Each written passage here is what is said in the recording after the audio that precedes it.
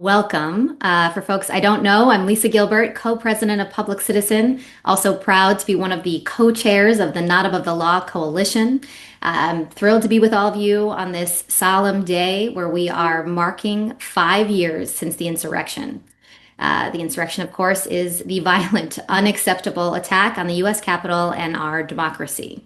We're here today facing some sobering realities. It's 5 years later, and the threat to American democracy we saw on the day of the insurrection, it hasn't faded. It's evolved, it's expanded, it's grown more dangerous with Donald Trump back in the White House. It's never been more clear. We're all grappling with it this week. Over the weekend, we watched President Trump launch an unjustified regime change war without seeking the required congressional approval. It's patently illegal, and it shows us yet again, we keep learning the lesson of this administration's disregard for the law.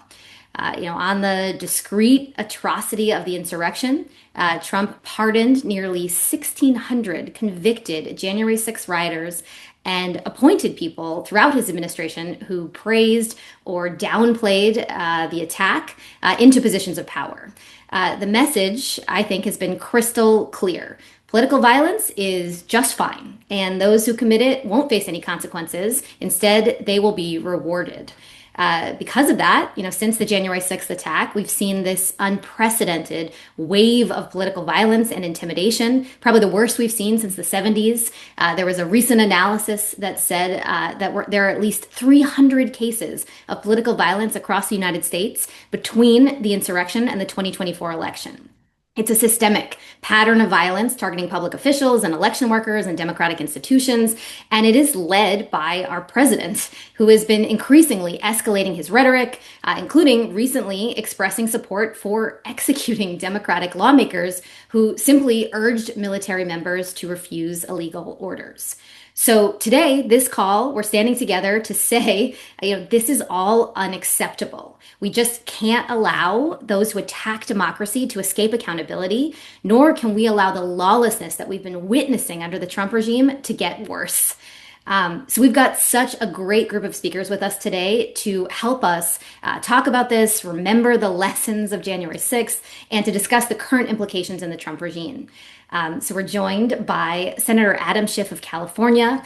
Senator Schiff is a longtime democracy champion, and we all remember was a key member of the House Select Committee, which investigated the January 6th Capitol attack. We're also joined by Norm Eisen, ethics expert and executive chair of Democracy Defenders Fund, joined by Chioma Chukwu, executive director of American Oversight, and Elizabeth Wydra, president of the Constitutional Accountability Center. Before we get going, I want to remind folks that you can put questions in the chat at any point. I'll direct them to speakers once they're through with their remarks, or you'll also have an opportunity to raise your hand when they're done speaking, and we can call on you that way. So with that, I believe we've been joined by the senator. We have not been joined by the senator, sorry, remark in the chat for me. So instead, we will go first to Norm Eisen, who will be followed by Senator Schiff. Norm, over to you.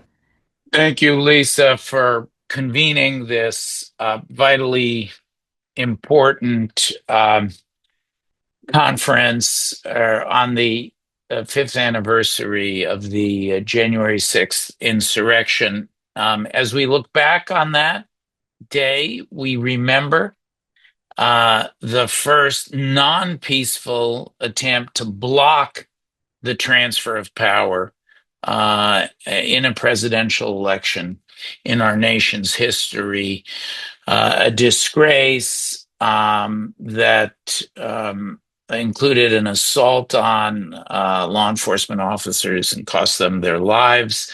But we also remember that the rule of law and the Constitution did reassert themselves on January 6th and in the wee hours of January 7th, and power was transferred. And that duality has marked the arc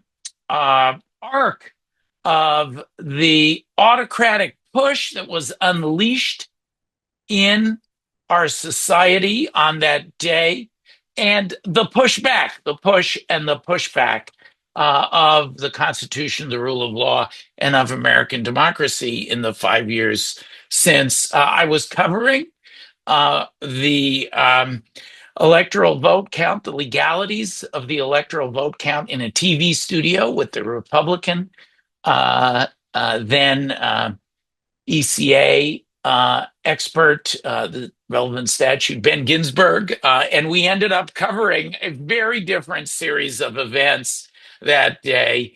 I will never forget having an armed escort back to my car when we finished our time on TV. And as the stragglers from the insurrection were also continuing to come down off Capitol Hill by the TV studio. And my thought that day was that while the rule of law had reasserted itself, this struggle was going to be with us as a long-term feature of American politics. We actually laid the foundations of our organization, Democracy Defenders Fund, and Democracy Defenders Action. Between them, we have filed or brought over 239, I think is the current number, 239 legal cases and matters in defense of democracy here in 2025. So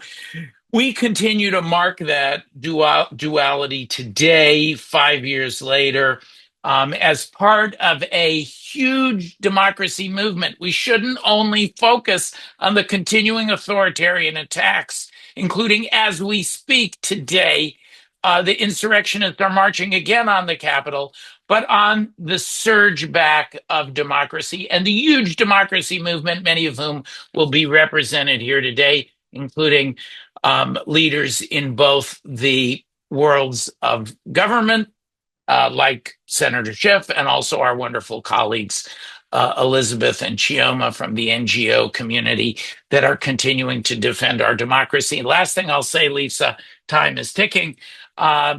Salute you and Public Citizen for your leadership role in that democracy movement. Tens of millions strong in our country that is turning out to resist the continued authoritarianism that started in the assault on the 2020 election, full-fledged assault on the 2020 election, and that January 6th, 5 years ago. We remember that pushback today as well. Thanks so much, Norm. Yes, it has been amazing locking arms with you and Democracy Defenders and all the work we've been doing as a community. So let's move now to Chioma Chukwu from American Oversight. Senator Schiff will be with us shortly. Chioma, over to you. I really appreciate, Lisa, that you and Not Above the Law have created this space for us to remember what happened on January 6th, and importantly, as Norm just said, to reflect on why it still matters. Like many of you, I continue to be horrified that 5 years ago, our president, the president of the United States, incited a violent attack on our nation's capital. We know what followed. We know that his supporters disrupted the peaceful transfer of power, or attempted to, and all of that was driven by deliberate lies about voter fraud. We know those lies were perpetuated by Donald Trump and echoed by the people who support him, including some who are still in power, who knew exactly what they were doing. January 6th was the climax of a decades-long effort to subvert elections. That did not start on January 6th. And that is important that we keep in mind as we continue to think about the implications of January 6th on present day and beyond. Long before the Capitol was breached, a playbook was already in motion, undermining election administration, rolling back civil rights protections, and manipulating census to distort representation. This is not new. That is the groundwork that paved what ultimately followed in 2021. But when the violence failed on January 6th, the plan changed. It moved from the streets, from a violent mob, into official institutions. A lot of the focus since then has stayed on what's happening in Washington, understandably so, because we have seen Donald Trump return to power. But here's the danger. Elections happen in states. Local county officials are the ones who administer elections. We know that state level manipulation is merging now with federal authority. We've seen Trump's DOJ push for nationwide voter data that could give new life to the same lies about voter fraud from January 6th. And because states control elections, that's where the January 6th playbook is really being carried out now through these seemingly innocuous rule changes and changes to procedures. I'll just take, for example, Georgia. Georgia, which has been said is the breeding ground for a lot of the controversies and the tests that we're seeing when it comes to election administration. Georgia State Election Board, which you may remember in 2024 when Trump was giving one of his campaign speeches, he called several of the members who were present, by the way, at this campaign speech, pit bulls. They now have and have had for the last few years a partisan majority that are aligned with election denialism. They have been pushing controversial rule changes that could alter the outcome of elections before ballots are even cast, many of which the courts have had to strike down because they are simply unlawful. We know that the Georgia State Election Board has been hiring investigators who are well-known election deniers to question the settled results of the 2020 election.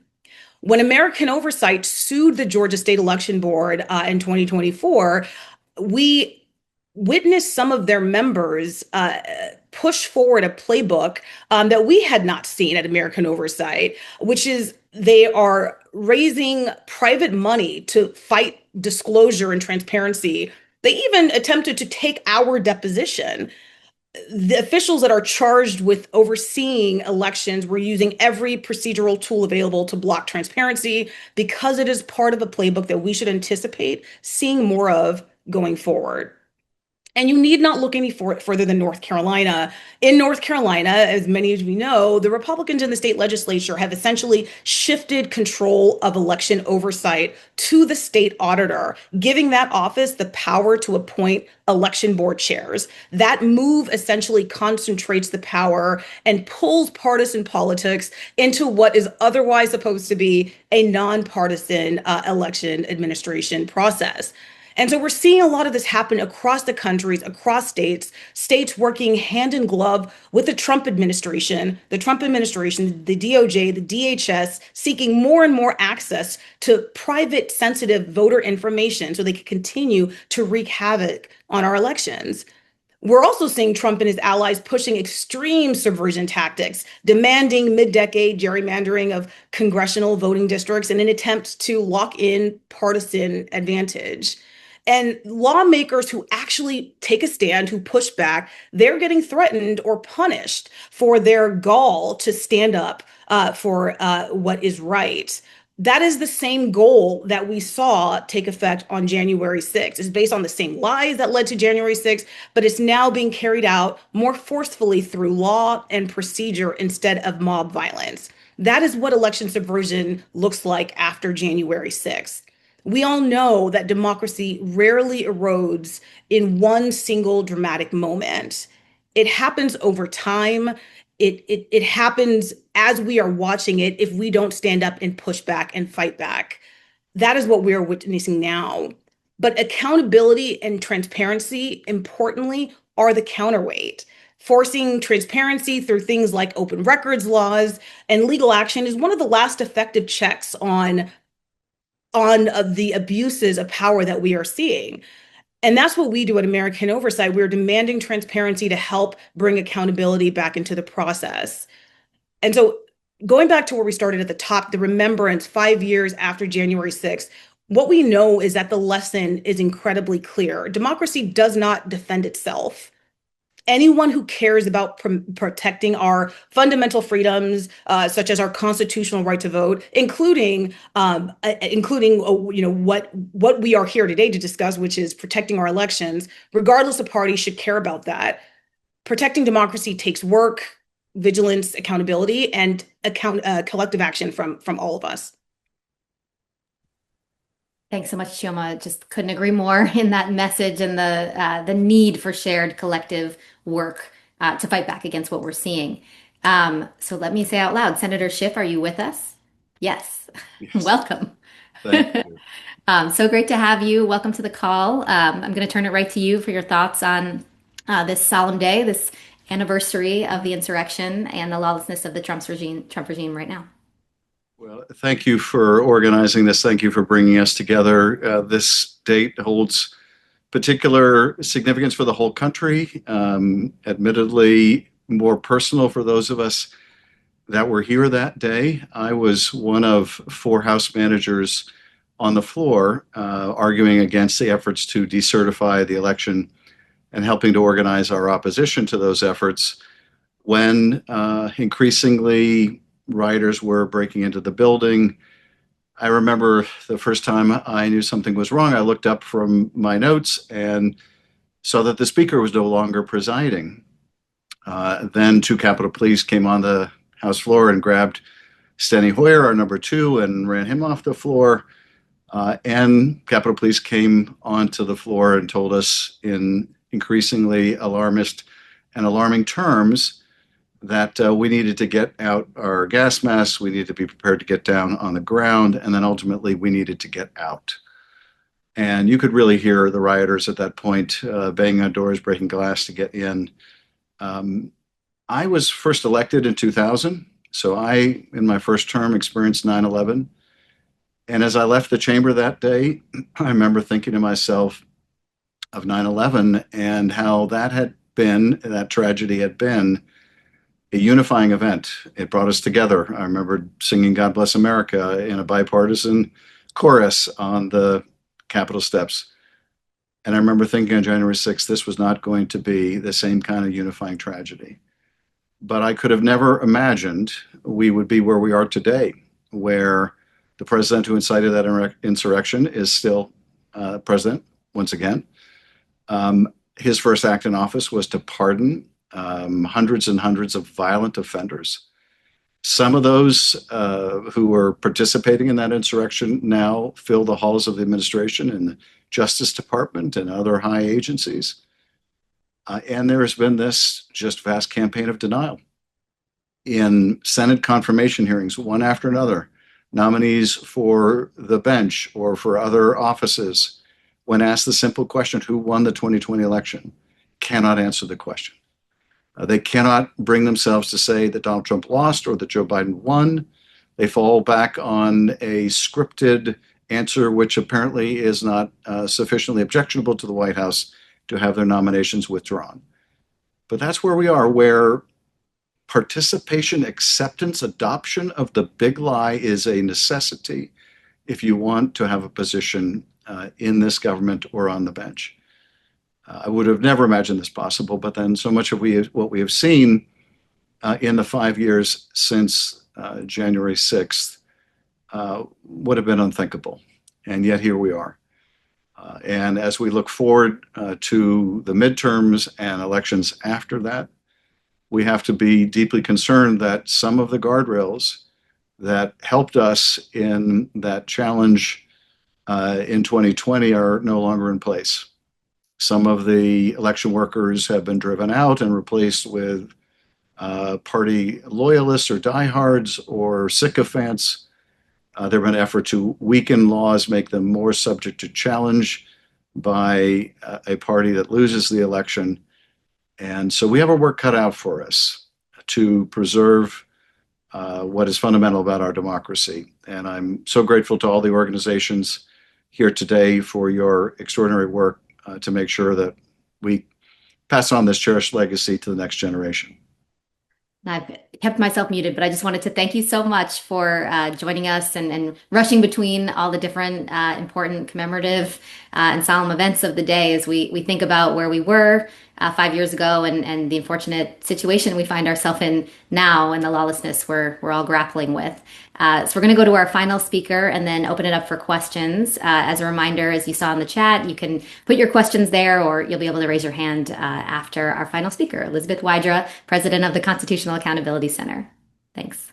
Thank you so much, Lisa. As Chioma said, democracy does not defend itself, so it's really an honor to be here with you dedicated democracy defenders, Senator Schiff from my great home state of California, Lisa, Chioma, and Norm. It's really an honor to be working with all of you. Today is a solemn day. It is the day that we mark the 5th anniversary of the January 6th attack on the Capitol. And it happens just as we begin to mark the 250th year since the United States declared itself an independent and free democracy. But going into this milestone anniversary, Americans have a dismal view of our democracy and its institutions, which is a shame, but who can blame them? We see perpetrators of political violence not punished or held accountable, but pardoned, promoted, celebrated. We see a White House focused on governing based on personal greed rather than for the public good, even as most of us struggle with the high cost of living and caring for our families. We see a Supreme Court majority gutting voting protections, undermining individual rights and freedoms, and giving President Trump and those who would follow in his footsteps broad immunity from wrongdoing. And finally, a majority in Congress that refuses to stand up for the Constitution as the Trump administration tramples on clear constitutional separation of powers principles on everything from tariffs to war powers. The attack on democracy that we witnessed on January 6th, as folks have mentioned today, has not ended. The crisis has only deepened. It's clear, I think, that we are at a pivot point in our country. Will we continue to slide into authoritarianism, normalizing the surge in political violence we are witnessing, shrugging at the lawlessness and corruption of those currently in power? Or will we, as I know all of us on this call hope, harness the energy of the Declaration of Independence, recommitting to the democratic ideals and rejecting the idea that anyone can be our king, above the law and above the people? We've seen millions of Americans declare that they will tolerate no kings as they marched in the streets as part of the No Kings Day activations and energy. And Americans will go again to the ballot boxes this year to make their voices heard and make consequential decisions about the direction of our government. So we are seeing in real time one possible future for the United States, a democracy that is losing out to authoritarianism, with average Americans vulnerable and often ignored in favor of big money interests and personal corruption in our leaders. But we can also imagine and work to make real another American future where the voices of all of us are heard, all of us can thrive, not just the wealthiest, the government acts for the public good, and no one is above the law. So I'd like to end on an optimistic note because, as the great Brian Stevenson says, hopelessness is an enemy of justice.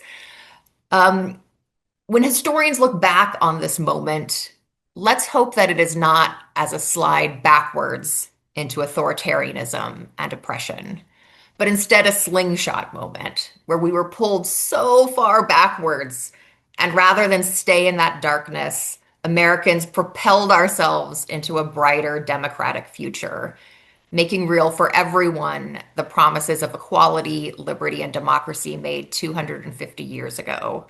We at the Constitutional Accountability Center work to make real those promises of the Constitution's text and history every day in the courts and with all of you. And I'm so grateful that we are here today to talk about democracy's future and to analyze the problems that we face today, because the challenges are hard, but the opportunities are also real. Thank you. Thanks so much, Elizabeth. And I love that slingshot metaphor. I will use that. That is fantastic. Okay, so we are now in the questions section. So folks have some. You can either raise your hand or put it in the chat. And while folks are thinking up what they're going to ask, I have one that was asked to me directly. So I will encourage the panelists to come back on camera. And the question is that the hallmark of this administration has been disregard for law, for lack of a better word. So wondering what panelists see as the connection. Is there a direct connection that you see between the insurrection itself, but between this day and the sort of activities we've seen from the administration? And Elizabeth, you're already on, so I will just turn it to you first while others come on. Go ahead. Yeah, just briefly, I think absolutely I think when we heard Senator Schiff say that, this could have been a unifying moment in the way that 9/11 was in some ways, although not in every way. There was in many ways a decision, a fork in the road taken by those who initially condemned the act, and then once they realized that their connection to power was to continue to support the lawlessness and the lies, Norm talked about the big lie, then we saw a different path taken. And I think the continued turning a blind eye to the violence of January 6th, the pardons. I think that is part and parcel of what we've seen with the Supreme Court granting broad immunity to President Trump for his lawlessness, including inciting the January 6th insurrection. But I'll turn it over to my colleagues. I'll just chime in briefly that that spirit of authoritarianism, which was evident in partial ways in the first Trump term and was checked, and then was unleashed full out to overturn an election and to reject the will of the voters and the entire scheme that culminated on January 6th. Donald Trump has dedicated his campaign and his presidency to election denial and revisionism and the continuation of that autocracy. And as we've talked about, we saw that in continuing to advance the big lie as a plank of that campaign. We saw it in the pardon of the insurrectionists, over 1,500 insurrectionists, including more than 140 who violently assaulted police. Some of them are marching on the Capitol again today. We saw it in the pardons that followed later of the John Eastmans and Jeffrey Clarks and the ringleaders of the run-up to January 6th. The federal pardons of those individuals. And we've seen it with those same Jeffrey Clarks and other election deniers, Harmeet Dillon, Carrie Lake, and many others who are now making policy. We've seen it in many of these cases we've litigated. Donald Trump asserted control. It's not only reverse revisionism, he wants to secure power, illegitimate power, to impose election denial as a going forward philosophy.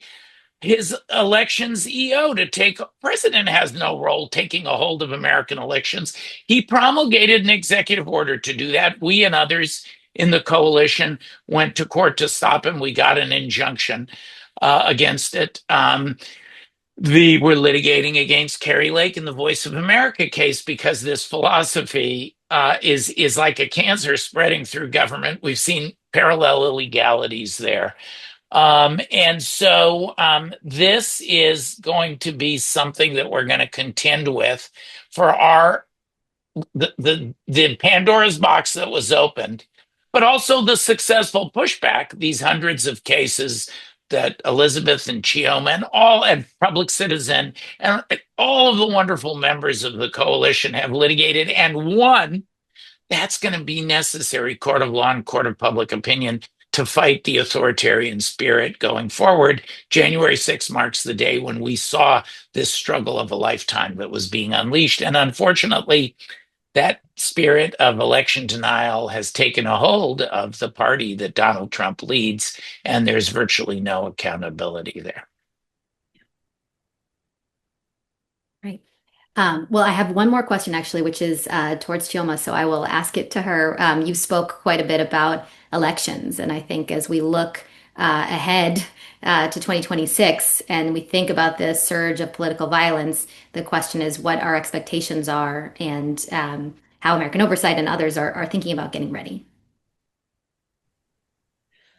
Thanks, Lisa. I appreciate this question, and it's so important that we continue to keep top of mind how folks on the ground in these states and in these counties are preparing, how we've seen election administrators essentially thin out because they're concerned about election violence. What we're doing at American Oversight is we are forcing accountability. We are, through transparency, the more that we can shine a light on the nefarious changes that are making, again, even if they're innocuous changes, that can stop things in their tracks. We saw that in Georgia. The pushback on our efforts to make public information was swift, but that tells us that it's working. They were very upset, started to target our organization for calling them out in real time. Again, that is how you know it's working. You cannot let up, and we have to do that state by state, county by county, continue to demand transparency at these election boards and these local election bodies, so that what they're doing is not pushed under the rug, because so much is happening and we're not privy to all of it. So the more we can make that public, the better we can protect those on the ground who are ensuring that people are able to exercise, their right to vote. And so at American Oversight, we're going to continue to push for that transparency, which ultimately and hopefully will result in the accountability that is needed to protect free and fair elections going forward. Excellent. Okay, does anyone else want to say a word on that point before we wrap up, because we are past time? All right. Well, then let me just close by thanking all of our speakers, thank the senator who had to jump, and just say that, as we've all been saying in different ways throughout this call, protecting democracy requires more than words. It takes concrete action. It takes all of us litigating. It takes congressional action. It takes investigation, all the tools that we've discussed today and more. It takes public accountability, because we simply cannot let it stand. We have to hold accountable those who break the law, and in particular, those who commit or will normalize violence. So I'm so happy that we've been able to be together today. For all of the reporters on the line, if you have other questions or want to do a one-on-one interview with any of the speakers, just reach out. We will connect you directly. But so glad that everyone is covering and remembering and memorializing what happened 5 years ago, because we cannot forget and we need to keep fighting for accountability. So thank you all.